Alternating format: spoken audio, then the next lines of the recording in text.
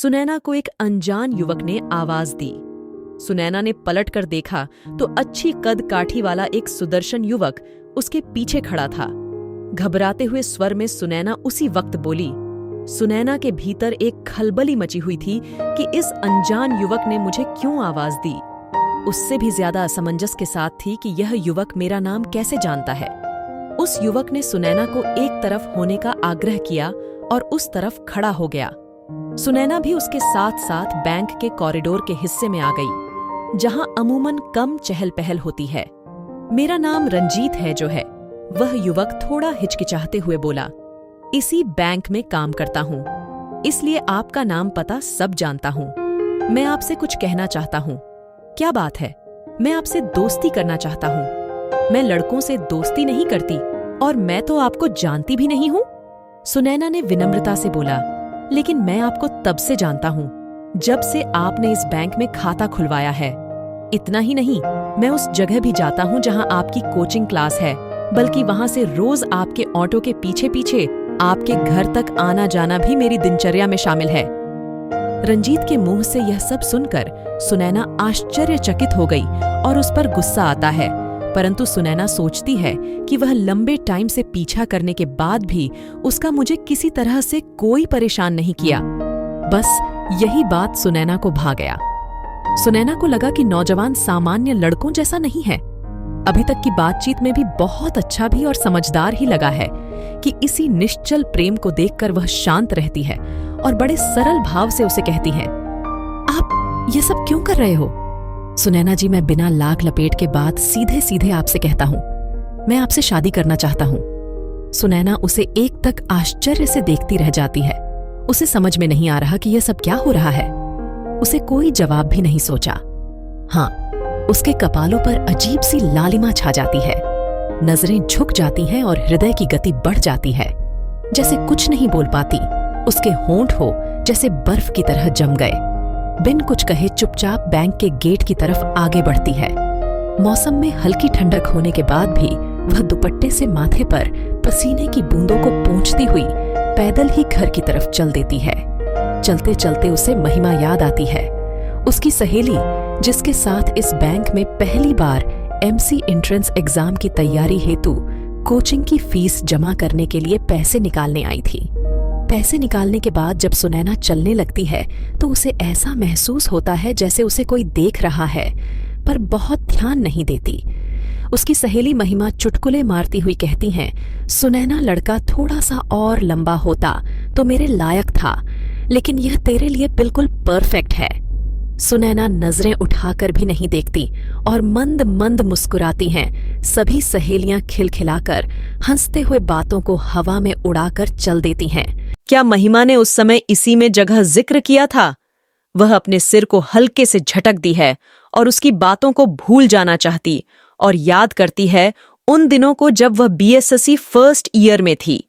BSSC की पढ़ाई complete करने के बाद उसका किसी अच्छी यूनिवर्सिटी से एमबीए करने का इरादा था, जिसके लिए उसे पैसों की जरूरत थी और 6 भाई बहन होने की वजह से उसके माता पिता पर जिम्मेदारियों का बोझ अधिक था।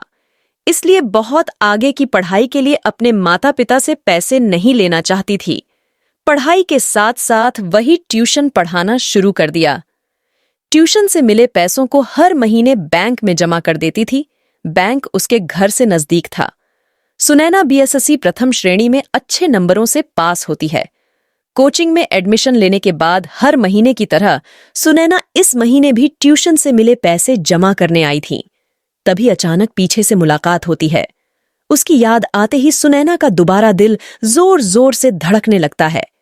चलते चलते उसने फैसला किया कि रंजीत के बारे में मां को जरूर बताएगी। घर पहुंचकर सुनैना मां को सारी बात बता देती है। मां पापा को सब बता देती है। पापा बोलते हैं, लड़का ब्राह्मण है, लेकिन चौबे चौबे में हमारे यहां शादी नहीं होती। फिर भी चलो चलकर लड़के को देख आते हैं। सुनैना के साथ दोनों लोग बैठ जाते हैं। दूर से ही रंजीत को देखकर घर वापस आ जाते हैं। पापा एक लंबी गहरी सांस लेते हैं और बड़े दबे हुए स्वर में कहते हैं, लड़का तो अच्छा है, परंतु पिताजी नहीं मानेंगे। बहुत ही सख्ती है। गांव की पूरी संपत्ति उठाकर किसी और के नाम कर देंगे, मारपीट करेंगे। घर के दरवाजे हमेशा के लिए बंद कर देंगे, बिरादरी से भी बाहर निकाल देंगे। इससे हमारे और बच्चों के जीवन पर बुरा असर पड़ेगा। 1 महीने बाद फिर सुनैना बैंक जाती है। पहुंचते ही रंजीत सुनैना को रोक देता है, जैसे वह निहारिका का पहले से इंतजार कर रहा हो। सुनैना, मुझे थोड़ा समय दे दो, मैं तुमसे बात करना चाहता हूं। मुझे समझने की कोशिश करो। कोई फायदा नहीं, मेरी शादी आपसे नहीं हो सकती। ठीक है, हम कहीं और बैठकर थोड़ी देर बात तो कर सकते हैं। ओके, बोलकर सुनैना घर वापस आ जाती है। माँ, आज उसने मुझे रोका। कुछ देर कहीं और बैठकर मुझसे बात करना चाहता है। बोलो, मैं क्या करूं? उसका निश्चल प्रेम देखकर मैं कुछ बोल भी नहीं पाती। माँ, क्या कोई किसी से इतना निश्चल प्रेम कर सकता है? 3 साल से मेरा पीछा कर रहा है, फिर भी कभी मुझे परेशान नहीं किया, कानों कान भनक भी नहीं लगने दी। आजकल के लड़के क्या क्या नहीं करते हैं, परेशान भी करते, बदतमीजी भी करते हैं और इनकार करने पर बदनाम करने या हासिल करने के लिए कई हथकंडे अपनाते हैं। लेकिन विजय ने मुझे 3 साल के बाद प्रपोज किया था। क्या कोई लड़का इतना भी शरीफ हो सकता है? मुस्कुराते हुए कहती है। जाओ, जाकर थोड़ी देर बात कर लो। सुनैना माँ के चेहरे को देखते ही रह जाती है और समझती है, रंजीत सभी को पसंद है, परंतु दादाजी की वजह से नहीं। कभी ऐसा कोई कदम नहीं उठाना चाहती थी जिससे माँ पापा को कोई तकलीफ हो। अगले दिन सुनैना रंजीत से मिलने जाती है। दोनों एक रेस्टोरेंट में जाकर बैठ जाता है। सुनैना, तुम्हारी सादगी भरी सुंदरता और तुम्हारे संस्कारों से मैं प्रभावित हूं। मुझे तुमसे प्यार हो गया है। मैं तुमसे शादी करना चाहता हूं।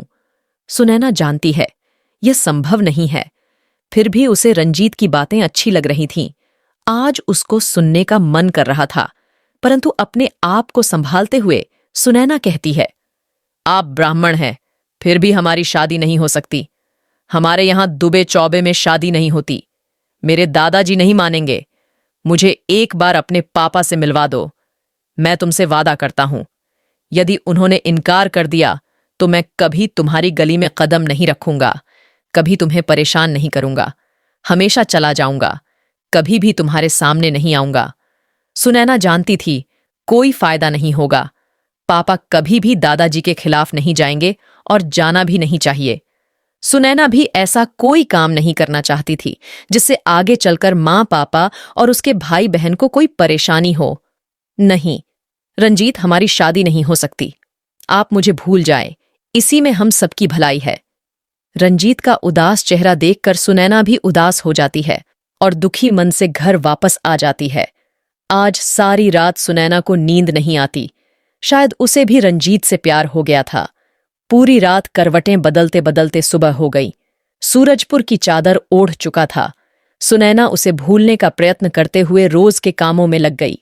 1 महीने के बाद फिर सुनैना बैंक गई। आज नजरें रंजीत को ही ढूंढ रही थीं, लेकिन रंजीत कहीं भी दिखाई नहीं दिया। सुनैना से रहा नहीं गया। उसे बैंक के कर्मचारियों से पूछा, आज रंजीत नहीं आए हैं? जी, रंजीत जी का स्थानांतरण हो गया है। उसने आश्चर्य से पूछा, कहाँ? इंडियन ओवरसीज बैंक में ऐसा लगा जैसे किसी ने उसके दिल के 1000 टुकड़े कर दिए। ऐसा प्रतीत हो रहा था जैसे सब कुछ खत्म हो गया है। अंदर ही अंदर रो रहा था, कहीं पलकों से आंसू बहने न लग जाए। ऐसा उसने अपने आप को संभाला और मन ही मन कहा, उसने मुझे बताया भी नहीं, बिना बताए ही चला गया। वैसे ठीक ही किया, अगर बता देता तो शायद मैं कमजोर पड़ जाती। सोच। सुनैना के अधरों पर मुस्कान आ गई। उसने अपना वादा पूरा किया। वह मुझे कभी भी परेशान नहीं करेगा, कभी भी मेरे सामने नहीं आएगा, हमेशा के लिए चला गया।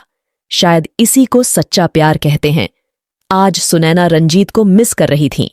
सुनैना रंजीत के प्रेम को हमेशा के लिए दिल के एक कोने में संजो के रख लेती हैं।